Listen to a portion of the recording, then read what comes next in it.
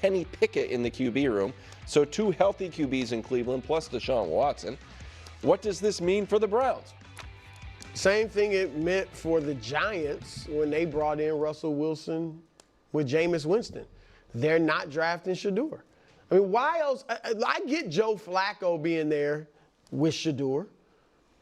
Kenny Pickett, he's not going to mentor anybody. But, I kind of could get that, Kenny Pickett and Shedeur. But those two and Shedeur, no, they're not drafting Shedeur. I think what they're saying, look, Joe Flacco's younger than Aaron Rodgers. He's played higher level of quarterback more recently than Aaron Rodgers. Their run with him now, playoffs, he, turned into a pumpkin. But their regular season run with him was only 5 games, but he was great. They were scarier than the Chiefs, who went on to win the Super Bowl. But I think what they're saying is we're going to draft the best player available, and we're going to see if Joe can get that magic and see if we can make a run in the AFC North. So I agree with almost all of that with one little small carve-out.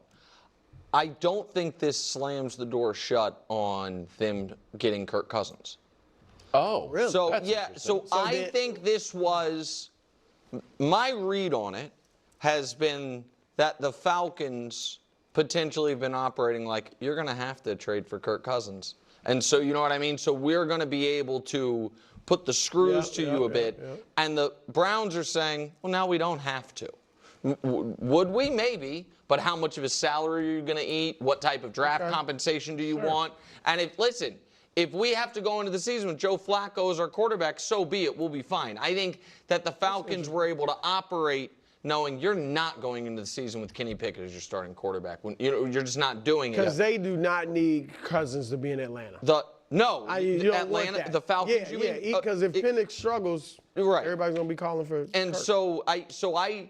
But I agree with you on the Shedeur piece of it, because there's no leverage needed in the draft. If you have the number 2 pick, you know who's going number 1. You know what I mean? So you don't have to worry about someone moving up and stealing the player from you or anything like that.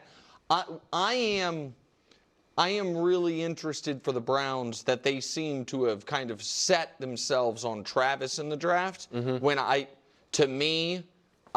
thought it would have made more sense that they would be the Abdul Carter team, but it doesn't seem like that's the direction that they're going to go with it. But I still think Kirk Cousins is going to be the Browns quarterback week 1 of the year. Okay.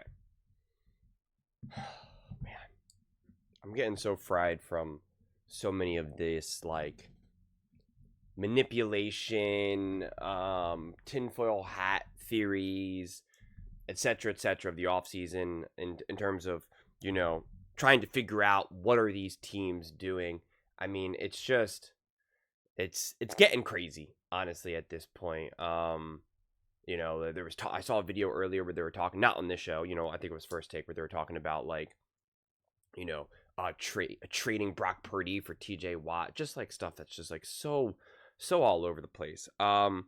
Listen, when you're Stefanski, when you believe that you're a great offensive head coach and understand the quarterback position, which is also proven to be, accurate for him and within the Cleveland Browns, you're always going to be willing to take a flyer on a Kenny Pickett, right? If you can get a higher round draft pick for a cheaper cost, you kind of just take a flyer on it, right? I mean, that's what a lot of great coaches do. It's what Andy Reid's done, Sean McVay, Kevin O'Connell, Shanahan. I mean, it's just what you do. You're a master of the offense and a master of the quarterback position. You're willing to kind of look out and see different things.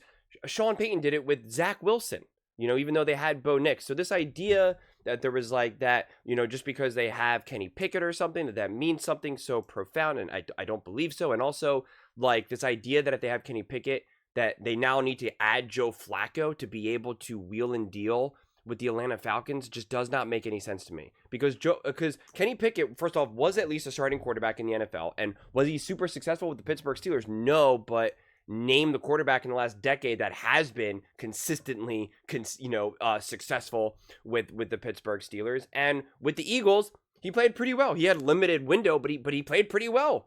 I mean, he was essentially kind of in a shootout with the Washington Commanders, who went into the NFC Championship game. So he played pretty well. He held his own. So you could easily be like, yeah, we're going to we'll start the season off with Kenny Pickett. Like, are you kidding me? Like, we can do that. And then same thing with a Joe Flacco. Like, you get Joe Flacco for $4 million.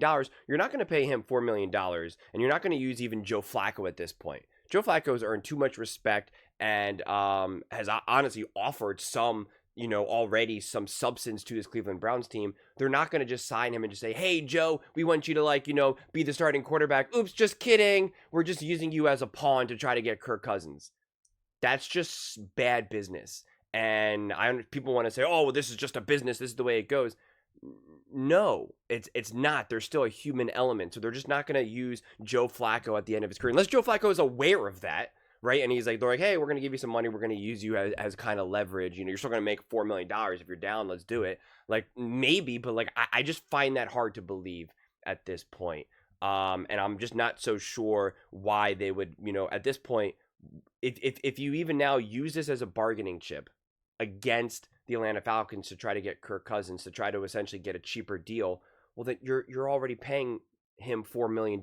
So you're even if you get like some type of discount or some sort of way to like kind of get a more favorable deal, you're still spending money then on Joe Flacco. So like I don't know. The whole thing kind of sounds absurd. I think I think signing Joe Flacco is the right move. I think it's a good move. I think it's a decent move. Again, this is the luxury that you have when you have a really high level offensive head coach, right?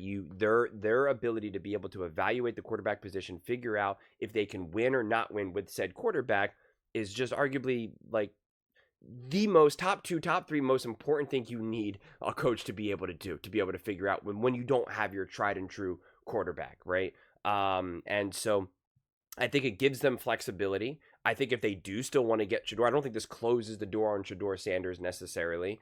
Because I think if you brought in Shedeur, I think it's, you kind of leave yourself in this position where you're like, hey, you know what? Like, you're going to be able to work with Joe Flacco. You're going to learn a lot, et cetera, kind of be a mentor. Maybe Joe Flacco starts, maybe Kenny Pickett starts. Like, it just kind of leaves the door open. If Joe Flacco gets banged up a little bit, you don't automatically have to throw in Shedeur in a random, third quarter in week 4. If Joe Flacco goes down, like you have the luxury. Like, I think it gives you some space. And again, I'm not saying they're going to get Shedeur, but I don't think it necessarily automatically closes the door either. If anything, I just think, a move like this gives them, continues to give them more flexibility, quite frankly.